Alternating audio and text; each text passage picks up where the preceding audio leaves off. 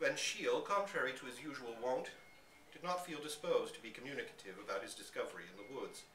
His position as a parish councillor and justice of the peace seemed somehow compromised by the fact that he was harboring a personality of such doubtful repute on his property. There was even a possibility that a heavy bill of damages for raided lambs and poultry might be laid at his door. At dinner that night, he was quite unusually silent. "Where's your voice gone to?" said his aunt. "One would think you'd seen a wolf." Van Shiel was not familiar with the old saying, thought the remark rather foolish.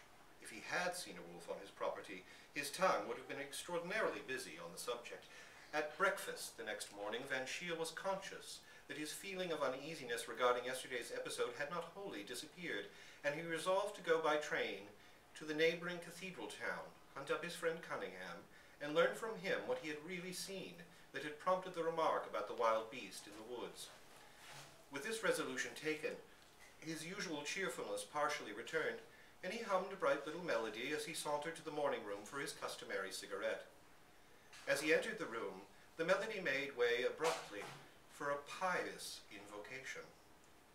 Gracefully sprawled on an ottoman, in the attitude of almost exaggerated repose, was the boy of the woods.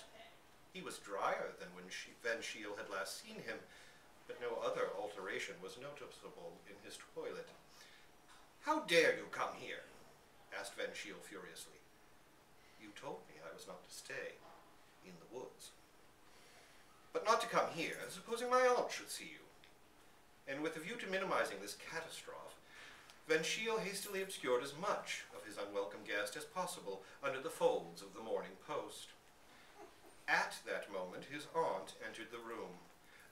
This is a poor boy who has lost his way and lost his memory. He doesn't know where he is or who he is or where he comes from," explained Van Shiel desperately, glancing apprehensively at the waif's face to see whether he was going to add inconvenient candor to his other savage propensities. Miss Van Shiel was enormously interested. "Perhaps his underlinen is marked," she said. "He seems to have lost most of that, too," said Van Shiel, making frantic little grabs at the Morning Post to keep it in its place. A naked, homeless child appealed to Miss Van Shiel as warmly as a stray kitten or a derelict puppy would have done. "We must do all we can for him," she decided, and in a very short time a messenger, dispatched to the rectory where a page boy was kept, had returned with a suit of pantry clothes and the necessary accessories of undershirt, shoes, collar, etc.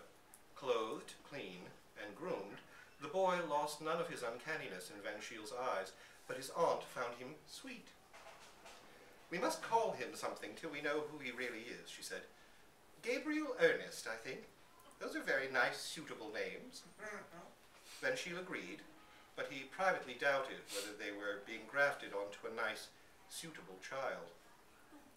His misgivings were not diminished by the fact that his staid and elderly spaniel had bolted out of the house at the first incoming of the boy, and now obstinately remained shivering and yapping in the furthest corner of the orchard, while the canary, usually as vocally industrious as Van Shiel himself, had put itself on an allowance of frightened cheeps.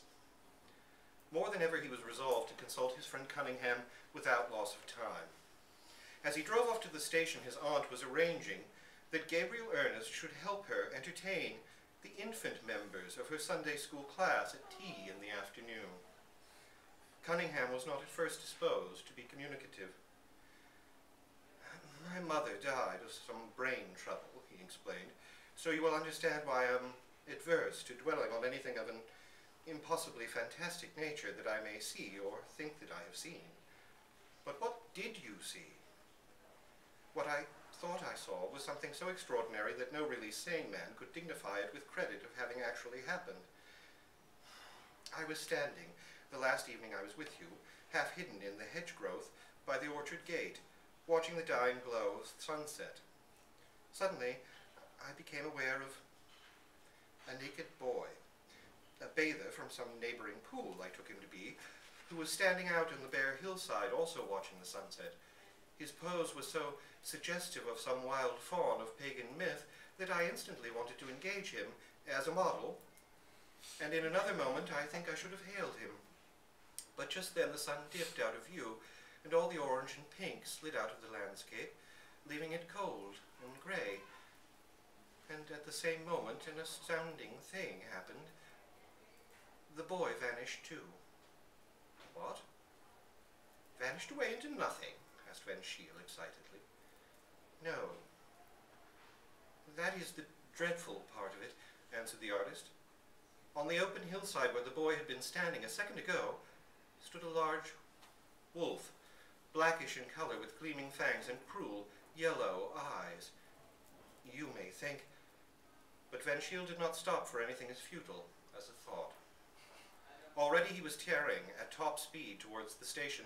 He dismissed the idea of a telegram, quote, Gabriel-Ernest is a werewolf, end quote. Hopelessly inadequate effort at conveying the situation, and his aunt would think it a code message to which he had omitted giving her the key. His one hope was that he might reach home before sundown. The cab which he chartered at the other end of the railway journey bore him with what seemed exasperating slowness along the country roads, which were pink and mauve with the flush of the sinking sun. His aunt was putting away some unfinished jams and cakes when he arrived. Where is Gabriel-Ernest? He almost screamed.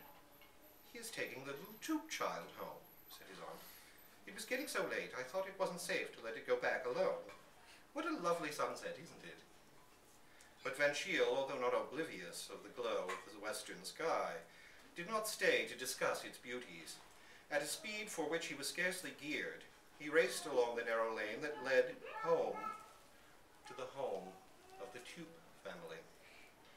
On one side ran the swift current of the mill stream. On the other rose the stretch of bare hillside.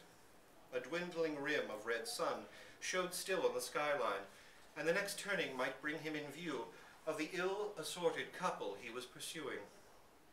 Then the color suddenly went out of things, and a grey light settled itself with a quick shiver over the landscape. Van Shiel heard a shrill wail of fear, and then stopped running.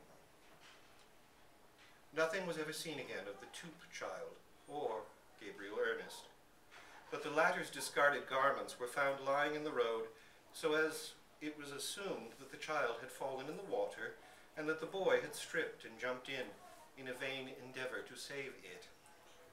Van Shiel and some workmen who were near at the time testified to having heard a child scream loudly just near the spot where the clothes were found. Mrs. Toop, who had 11 other children, was decently resigned to her bereavement, but Miss Van Shiel sincerely mourned her lost foundling.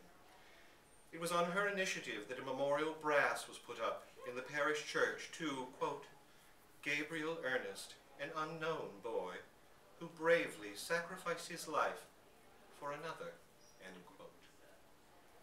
Van Shiel gave way to his aunt in most things, but he flatly refused to subscribe to the Gabriel-Ernest Memorial.